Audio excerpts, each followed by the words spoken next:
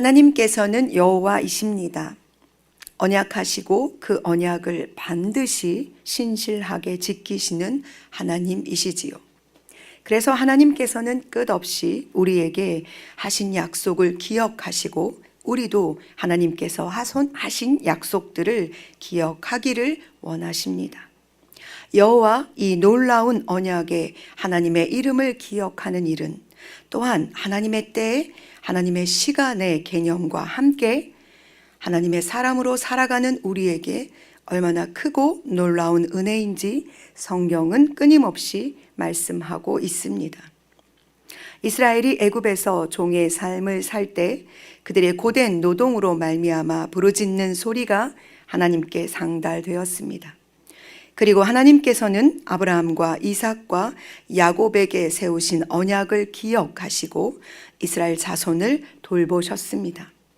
그리고 이제 그 때가 참에 모세를 통해 이스라엘을 애굽으로부터 하나님께서 약속하신 땅으로 인도하시기를 시작하십니다. 하나님께서는 모세에게 스스로 있는 분으로 자신을 계시하셨습니다. 누구에 의해 누가 만들어낸 새긴 우상과는 비교할 수 없는 살아계신 전능하신 분, 그분이 바로 여호와 하나님이십니다.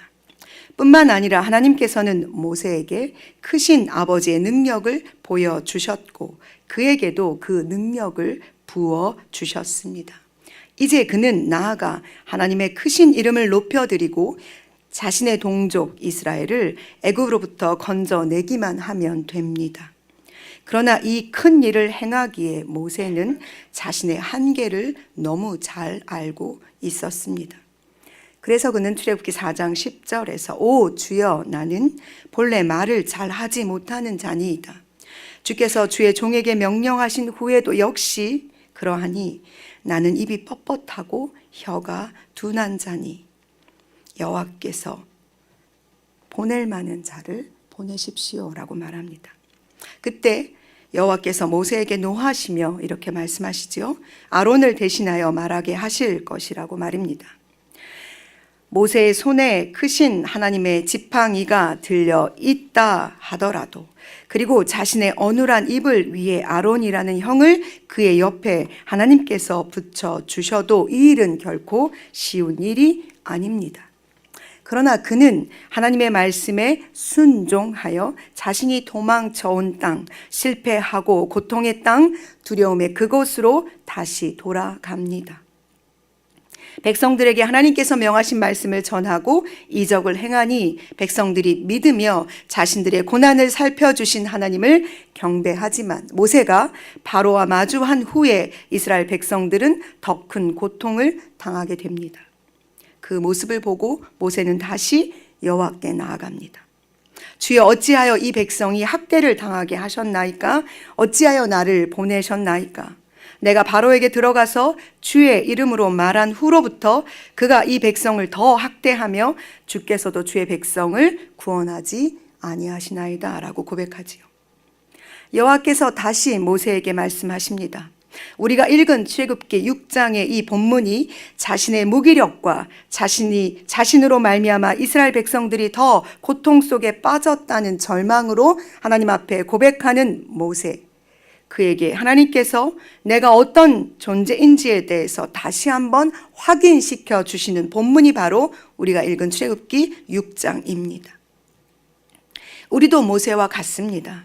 하나님께서 맡기신 일, 맡겨주실 일, 사람, 상황과 마주할 때 두렵습니다. 염려와 수많은 이유들을 들어 우리도 그 자리에서 피하고 싶습니다. 그러나 그때 하나님께서 오늘 모세에게 말씀하시는 것처럼 우리에게도 말씀하십니다. 이 일이 여호와 약속하신 그 일을 반드시 이루시는 하나님께서 이루시기를 원하시는 일이라면 그리고 그 일을 나와 함께 하기를 하나님께서 작정하셨다면 우리는 순종함으로 아버지의 뜻을 이루어 드려야만 합니다. 여호와께서 모세에게 말씀하십니다. 이제 내가 바로에게 하는 일을 너가 보리라.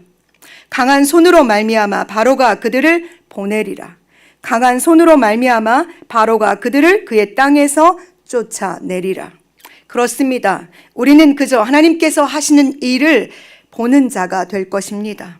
우리가 생각하고 있던 두려움과 공포의 이유들이 강하신 하나님의 손에 의해 사라지게 되는 것을 우리는 보게 될 것입니다.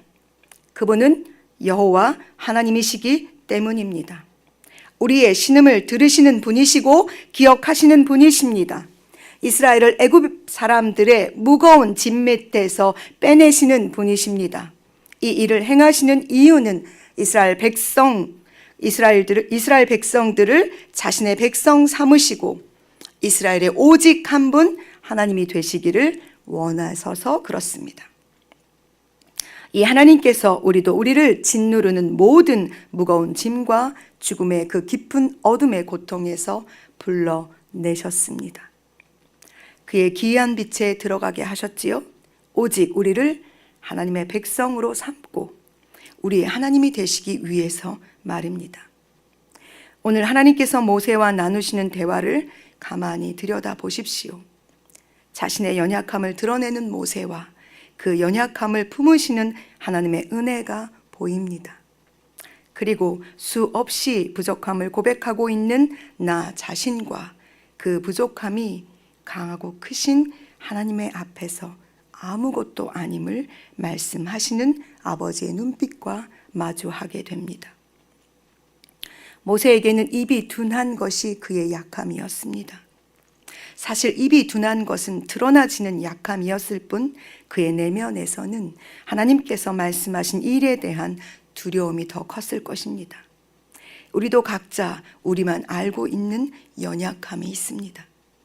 이래서 안 되고 저래서 안 되고 그것은 내 편에서 볼 때 충분히 하나님의 일에서 빠져나갈 이유가 됩니다.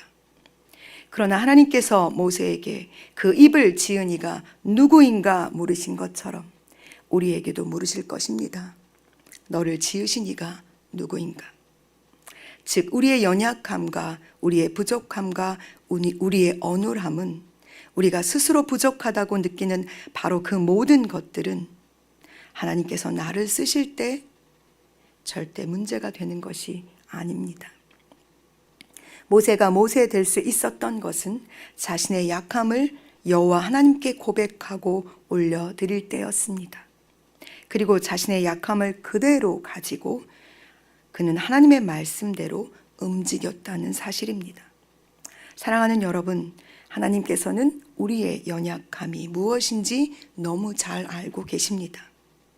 그러나 그 약함이 하나님의 강함을 가릴 수 없으며 하나님께서 하시는 일을 우리의 약함 때문에 중단시킬 수 없다는 것도 기억하십시오.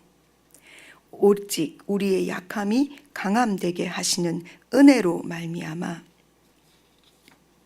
오늘 우리도 모세처럼 우리의 약함을 고백하며 하나님께 나아갈 때 모세처럼 하나님의 말씀이 우리 안에 능력으로 함께 하셔서 우리도 모세처럼 움직이는 하나님의 움직이는 귀한 교회들이 되기를 간절히 소망합니다.